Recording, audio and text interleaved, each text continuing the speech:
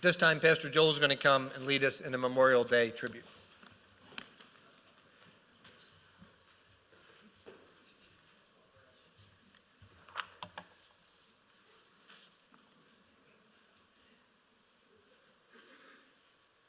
Well, good morning again. I'd like to start by thanking our pastor for allowing me to speak this morning, as I think it's important to pay tribute to the millions plus men and women who have given their lives in defense of our freedom. And I think it fitting on this day of solemn remembrance that we especially think of those who died in the Second World War. This year marks the 80th anniversary of the end of that horrific conflict, which claimed the lives of over 400,000 American service members. While preparing for another Memorial Day engagement, I found myself thinking about those who died not as numbers or statistics, but human beings, individual lives, men and women who had names, families, homes, and dreams of the future. So I began researching 3 men from the community in which I am to speak tomorrow, and found an interesting link to our community here in Dillsburg. Before I share those findings, though, I'd like to ask if anyone here this morning had a member of their family killed in combat. If so, would you please stand so we can recognize your loss?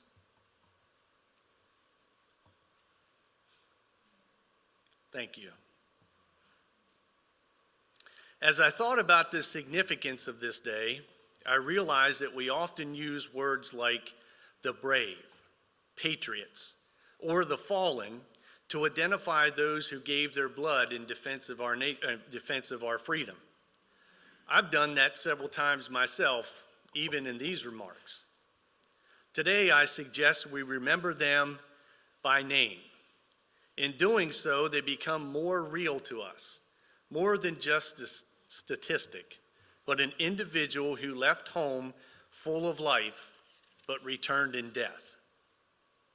I don't know how many men and women left the security of our community headed to war in distant lands, but in my research, I found a Dillsburg resident who served in the same unit as a man in the community where I'll be speaking tomorrow.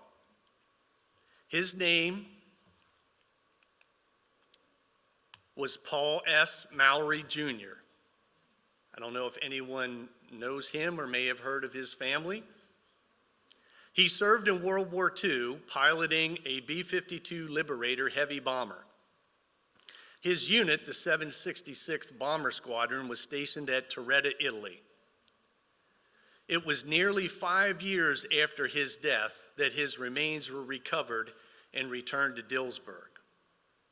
This is his story, as written in the Friday, January 21st, 1949 edition of the News Chronicle, a Shippensburg newspaper.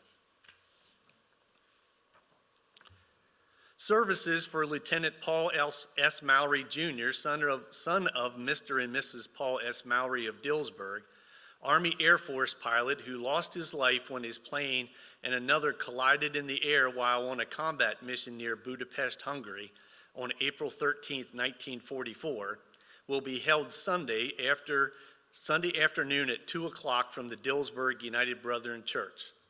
The South Mountain Post of the Veterans of Foreign War will conduct military rites. The Reverend A.T. Kopp, assisted by the Reverend M.G. Shearer, will officiate at the services. Burial will be made in the Dillsburg Cemetery.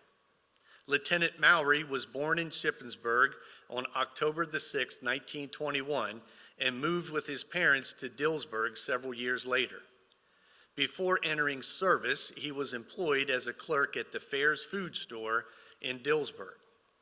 He trained as a ground crewman at Langley Field, Virginia, and the Casey Jones School of Aeronautics, Newark, New Jersey, before going to Greenland, where he served from August 1941 to May of 1942.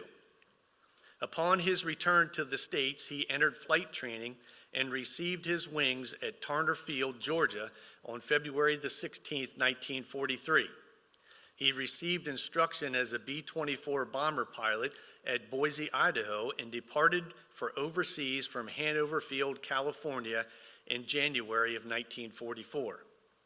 Lieutenant Mowery, who was a pilot with the 15th Air Force, was killed on his 6th combat mission. After his plane and another one crashed in midair, instantly killing his co-pilot, he kept the bomber aloft until other members of the crew could parachute to safety. Where he attempted to escape, his parachute caught on the plane and he fell to the ground. He was posthumously awarded the Distinguished Flying Cross, Air Medal, and Purple Heart. He was a former Boy Scout and was a member of the Evangelical United Brethren Church of Dillsburg. In addition to his parents, Lieutenant Mowery is survived by 2 sisters, Mrs. L.W. Anderson, Mechanicsburg, and Mrs. John Holland, Mechanicsburg. Both brothers, J. Arthur, William, and John of the home, and his paternal grandmother, Mrs. Carrie Mowery of town.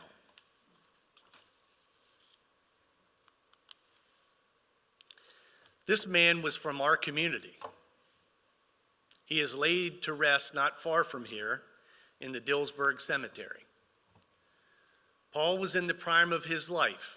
He was only 23 years of age when killed. He had a family who cared for him, yet he chose to leave the safety of home, leaving behind those whom he loved and the future that was before him in pursuit of a cause greater than himself. He went willingly into harm's way, knowing full well the risk. Paul Mowery gave his life for our freedom and deserves to be remembered, to have his name spoken and his story told. This is how we preserve his legacy and keep in remembrance the cost of freedom. We should never forget Second Lieutenant Paul S. Mowery, Jr., nor can we forget any of the million more who gave their lives for our nation. May God grant peace and comfort to all who've lost loved ones as a result of war, and may God keep always in our remembrance those who gave their lives that we may live free.